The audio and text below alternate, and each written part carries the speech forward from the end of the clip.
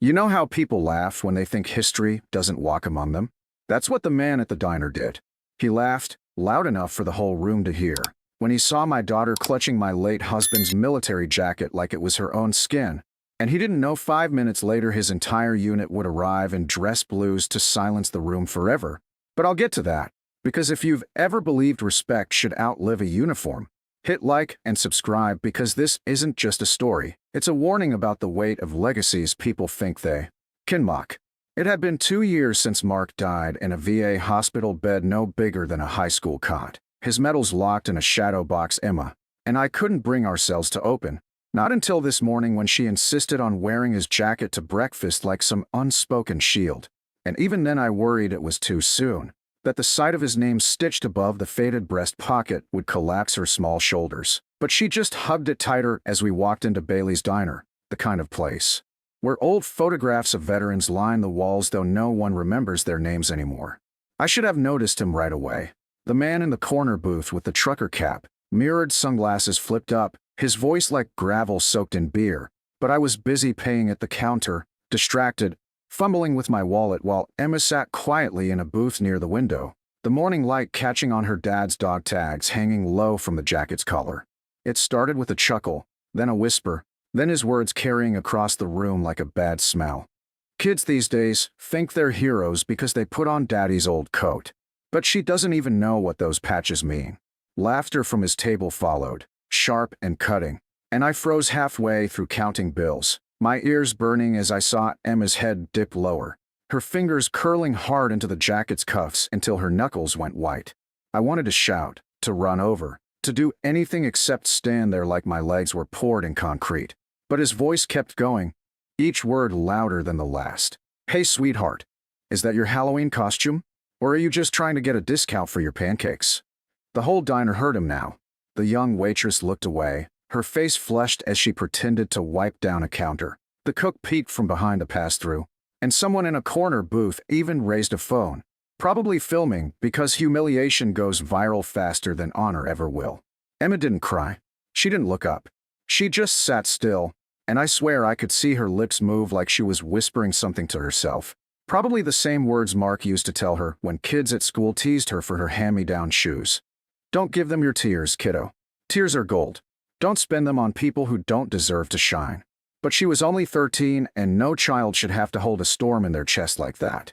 I dropped the change, coins rolling across the counter, and was halfway to her booth when the man pushed back his chair with a screech, rising to his full height like he was some authority on courage, pointing at the jacket with a mocking grin. "You know, real soldiers earn that jacket. Maybe try the thrift store next time, princess." That's when the rumble came, soft at first, like a distant engine, then louder, closer, a vibration that made the windows shiver. Heads turned toward the street, forks paused mid-bite. Outside, a convoy of dark SUVs and motorcycles pulled up in tight formation, sunlight flashing off chrome and polished insignia. The diner's door creaked as it swung open, and in walked a man who seemed to carry the air of 1,000 battlefields with him. A colonel in full dress blues, his chest a sea of ribbons and medals, his eyes sharp as bayonets as they locked on Emma. The laughter died. Conversations choked mid-sentence. The trucker cap man froze with his mouth still half open, as if the punchline had been stolen from his throat. Without a word, the colonel crossed the floor, each step echoing like a gavel in a courtroom, and stopped in front of my daughter's booth. He came to perfect attention, heels clicking together, and saluted. A crisp, flawless salute aimed not at me, not at the crowd, but at the small girl drowning in a jacket too big for her. Emma's eyes went wide. She stood slowly, awkwardly, her chin trembling, and the colonel's voice cut through the silence like a hymn. "Permission to approach, Lieutenant Rivers?" And I swear in that moment I felt my husband's presence so thick in the air it was hard to breathe. Emma nodded, barely managing a whisper. "Permission granted, sir." Behind the colonel, more figures entered, Marines, Army, Air Force, Navy, every branch represented, their uniforms immaculate, their eyes fixed on Emma as they formed a solemn line down the diner's narrow aisle. And for the first time all morning, I saw my daughter lift her chin just a little higher, the weight of her father's jacket now seeming to fit perfectly on her small shoulders. The air in Bailey's diner was so thick with silence you could hear the faint hum of the overhead lights. And for a moment it felt like no one dared even breathe as the colonel's crisp salute lingered in front of my daughter. This tiny girl standing in her father's jacket with dog tags that clinked faintly against her chest. And all I could think was how proud Mark would be. How he would have stood tall and steady just like this man in front of her. Because though Emma had been too young to remember the deployments or the medals pinned under flashbulbs, she'd heard the stories whispered late at night between us. About the unit he led out of a kill zone in Kandahar. About the letter of commendation from a general now sitting dusty in that sealed shadow box. And now here stood a man who had lived those same stories, his sharp jaw set as he spoke words that sent a shiver down my spine. Lieutenant Rivers, your father was my commanding officer, and he saved my life. Not once, but 3 times. Today, my unit comes to honor him. And you. Behind him, 6 other uniformed figures snapped to attention in unison, their boots striking the diner's worn tile floor in perfect rhythm. And the sight alone made the mocking man at the corner booth shrink back, like a schoolboy caught throwing rocks at a church window. His smirk wiped clean as realization began to dawn in his narrowing eyes. Emma clutched the sleeves of the jacket tighter, but she didn't flinch. She didn't cry either, though her bottom lip quivered as the colonel knelt before her, lowering his voice so only she and I could hear. He told me once, the hardest battles aren't fought with rifles. They're fought here. And he tapped gently at her heart. For the people who have to carry the memory forward. And you're doing that, young lady. With courage. Emma's breath hitched, and I felt my own eyes sting with tears I couldn't blink away.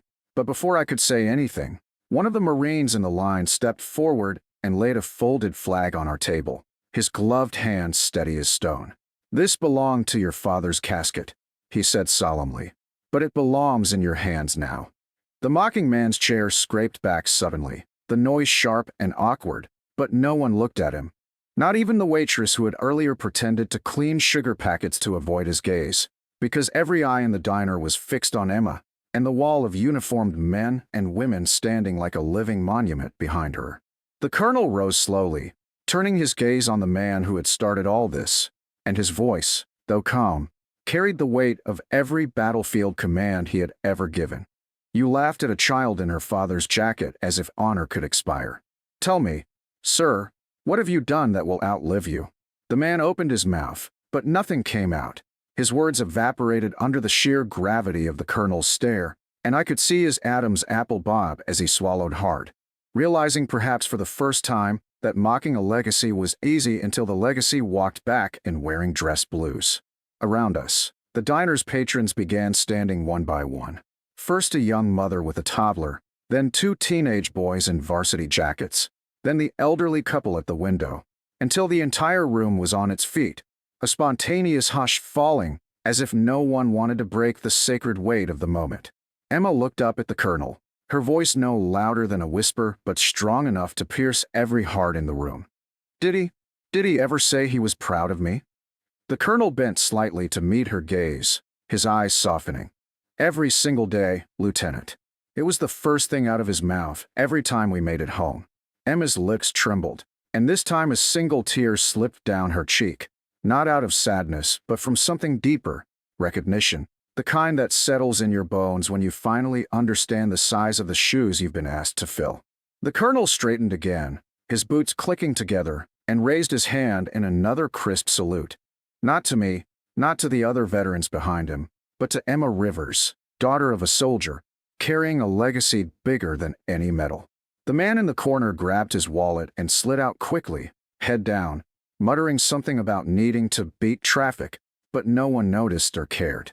Outside, the engines of the convoy rumbled softly like a heartbeat waiting to guide us forward, and as the colonel gestured for Emma and me to follow, I couldn't help but think how strange it was that respect had entered this room not with shouting or fists, but with silence, dignity, and the quiet weight of 1,000 salutes offered over lifetimes of service.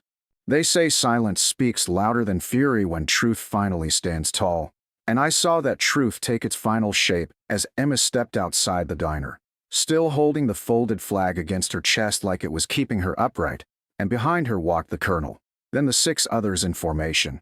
Then me, stunned and breathless. watching as an entire street of Saturday morning noise paused to witness something few would ever forget. I don't even know who made the call. Maybe one of the veterans, maybe the young waitress, maybe someone filming inside. But the local VFW arrived within minutes, parking their van across from Bailey's with a dozen more veterans spilling out, dressed not in uniform, but in quiet, lived-in pride. Jackets with patches, hats with campaigns stitched into their fabric, faces lined by sun and war and years of being forgotten. One of them, a Marine with silver hair and a prosthetic leg, stepped forward and placed his hand gently on Emma's shoulder. "Your father once pulled me from a burning Humvee," he said, voice barely more than gravel. "I never knew he had a daughter. He never bragged. Just talked about how he missed you." Emma didn't speak, but she reached up and held his hand, as if she'd always known him. And then the oddest thing happened. People began gathering around the sidewalk, neighbors, shopkeepers, even a group of teens on skateboards who ditched their boards and stood with hands over hearts as the veterans formed two clean lines in front of the diner doors. "What are they doing?" Emma whispered. I knelt beside her, choking on the emotion climbing up my throat. "They're giving your dad a corridor," I said. "And you too. For the kind of service most people don't see until it's too late." Just then, the colonel called the line to attention and turned back toward the diner doors, where the man who had mocked her was just now slinking out, trying to slip past the crowd unnoticed. But silence has weight, and silence turned toward him. Not a shout, not a confrontation, just dozens of eyes watching, measuring, remembering. He tried to laugh it off, said something weak about not meaning anything by it, but no one answered. Not even the teens. That kind of cowardice doesn't get a voice in rooms where honor has finally spoken.